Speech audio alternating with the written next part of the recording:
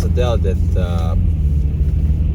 kui nad teeksid selle Back to the Future'i täna, siis Michael J. Fox peaks minema tagasi aastasse 1995. Nii lahe. See praegust tundub mulle nii lahe nagu.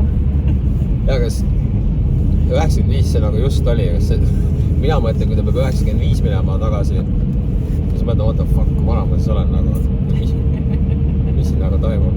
Sest vaata, siis kui ta tuli see film, me nägime seda mingi aasta, mingi 90, ütleme, siis 1955 see tundus nagu niivõrd vanaaegne nagu siuke minevik, et seda nagu reaalselt pole olemas, see nagu unes ja pildiraamatus.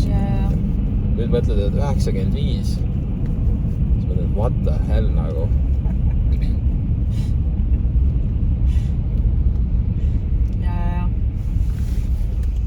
Ja siis ongi nüüd, mõtlen, et mis siis tähendab pool elu läbi või?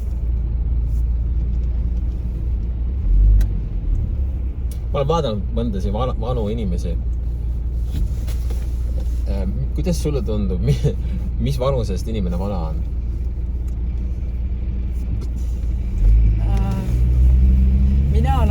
Mina vaatan nii, et see ei ole otseselt vanusega seotud. See inimene on vana siis, kui ta ise tunneb, et on vana. Ja seda küll, aga vaata, ütleme, et kui võtta nagu need tüübid, kes ilmselgelt hoolitsevad enda eest ja on hästi aktiivsed ka kõrges eas nagu, siis ühest hetkest sa ikkagi vaatad, okei, tegelikult nüüd ta on vana nagu. Võta kas või need mingid action-filmi staarid nagu, ütleme 60-selt nad veel suudavad seal kellelegi kere peale anda. Aga mõned teevad neid filme 70-selt ja siis vaatad nagu, et keda sa lollitad nagu, eks ju. No jah. Eks ikka mingis hetkest nagu on need kortsud ja niimoodi. Aga ma ei tea, vana on ka nagu, ma arvan, et kui sa ise oled terve, sul on vana käega olla. Just need mustanahalised, nad suudavad kauem olla nooruslikud nagu. Kuidagi geneetiliselt nad näevad nooremad välja. Seal on üks bodybuilder, vist mingi Robbie Robinson vist või? Ta on mingi otsapidi 80. See näeb endiselt väga rets välja nagu. Aga ütles mulle tundub, et see piir on kuskil 75. Sealt üle on ikka inimene vana, mis vana. Et see Larry David ka ütles, et ta rohkem ei saa Kirby juba sellepärast teha, et ta on nagu liiga vana. Ta ütles, et kui ta vaatas oma need viimase osas ja vaatab sealt suurelt ekraanis, no see mees ei peaks olema telekes nagu. Ise ütles enda kohta. Jaa, aga minu meelest kõik vanused on ju nagu celebrate'itavad. Muidugi, ma ütlen, kui sa oled vana, siis sa pead tegema neid Grumpy Old Men, neid filme. Mitte üritama seal peksa anda ja mingi action star olla, eks ju. Ja ma vaatasin seal mõned tüübid veel nagu, kes... Ja, aga samas, kui sa oled vanaisa, kes suudab anda kere peale, siis why not? Äkki siis see peakski olema super see granddad või midagi sellist. Põhimõtteliselt küsimus on selles nagu, et mida sa teed selle nimel, et 75-selt veel suudaksid 2 päeva järjest pidu panna ja MDMA-d võtta.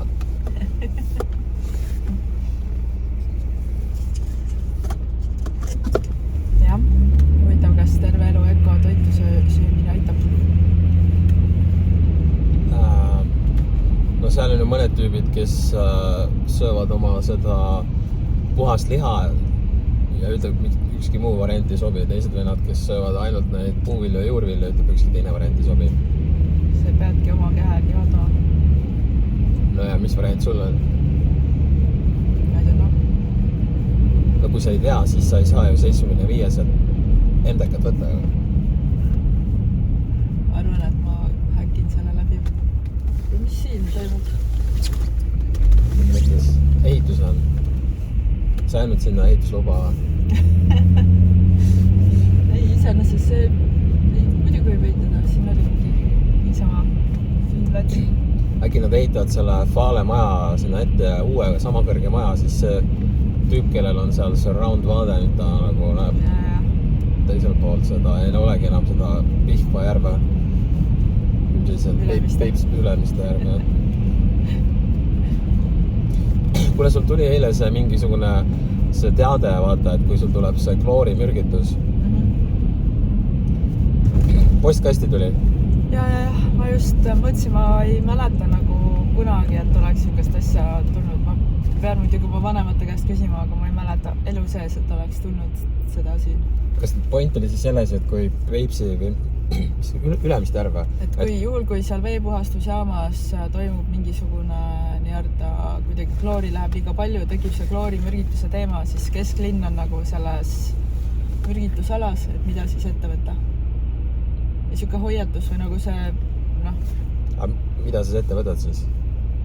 Seal olid mingid erinevad asjad. Mis lugesid läbi ka nüüd? Midagi lugesin, jah. Aha, kas sa pead MMS-i võtma või? Ei. Kas kloor ja MMS on sama asi või? Ei ole. MMS on kloordioksiid. Ja, aga need Postimees ja need ju räägivad, et kui sa kasutad MMS, siis sa jood kloori. Mõtle, kui naljakas oleks nüüd, kui vaata, nad ajavad seal taga neid MMS-i vigastatuid. Et pärast selgub, et ainus MMS-i vigastatu on see, mis Ülemiste järvest tuleb.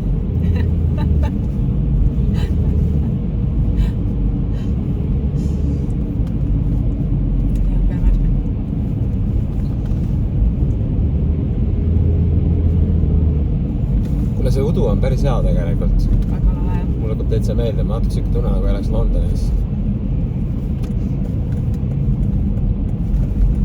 Et välismaa või? Jaa. Tead, mis on brittide suurim panus maailmale või? No. Afternoon tea.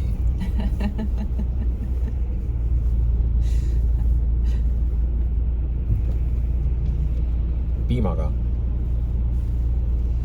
Ma laps olin, ma jõin tihti teed piimaga, see tundus nii mõnus. Aga praegu tundub mõnus või? Pole proovinud ammu. Kui ma mõtlen selle peale, siis must tee piimaga vist oli päris... Kuidagi üritan seda maitset meenutada, vist päris tore. Pole ammu jäänud. Aga sinna võib ka panna peale seda vegan piima, eks ju? Muidugi. Kas äkki peaks tegema ka selle... Vaata... Londonis vist on see mingi park, kus saad mingid kõnesid pidada või? Jah. Mis park see on? Ma ei taha valetada, äkki on Hyde Park, kui ma ei ole kindel. Aga kas seal endiselt toimub see teema, et pead mingi kõnesid? Ma ei tea, nad vahepeal tahtsid seal Snelli Tiigipargis, kus juures sama asja teha, seal isegi on olemas mingi see kõnepidamise koht. Aga kas seal on mikrofonid ka või? Ei, mikrofoni ei ole. Ma just mõtlen, et mul ikka kõige rohkem südamel on see, et vaata, et viirusi pole olemas.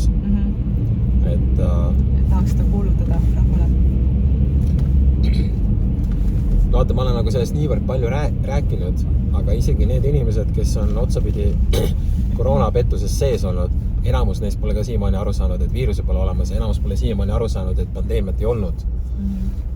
Ja ma nüüd ei tea, kuidas see neile selgeks ära teha nagu. Ega seda ei olegi võimalik selgeks teha enne, kui nad ei ole ise valmis seda infot vastu võtma.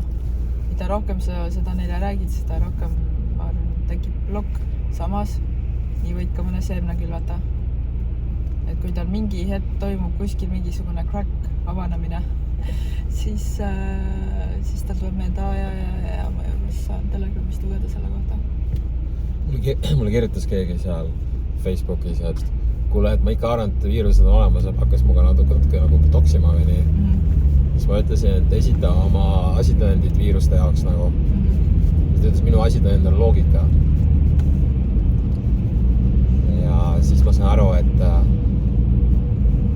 need tüübid, kes nagu võitlevad viiruste nimel, nad pole ilmselt isegi aru saanud, mis on see seisukoht, mida üldse mina nagu räägin.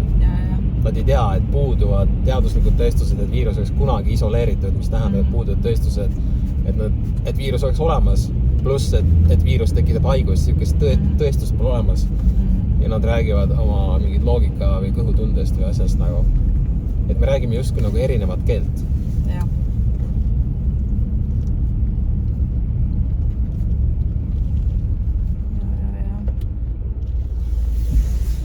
selle kohta see ongi erinev keel kusjuures.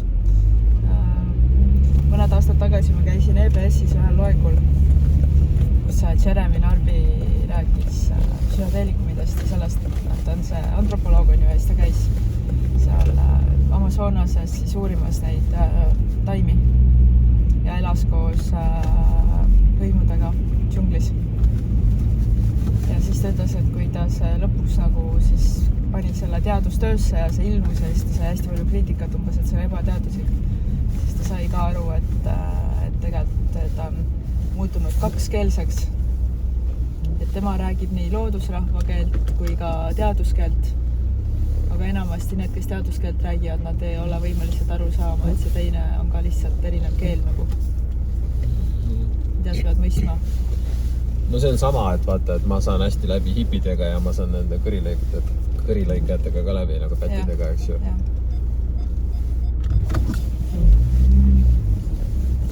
Nojah, mina ei tea siis. Peaks siis vist kui sulle valida, et kas sa saad 75 MDK-t teha või teised tüübid saad aru, et viirus pole olemas, kumba sa tahad?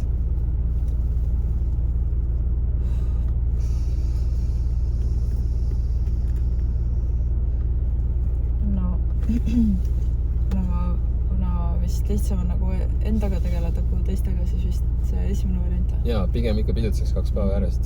Jaa, toi.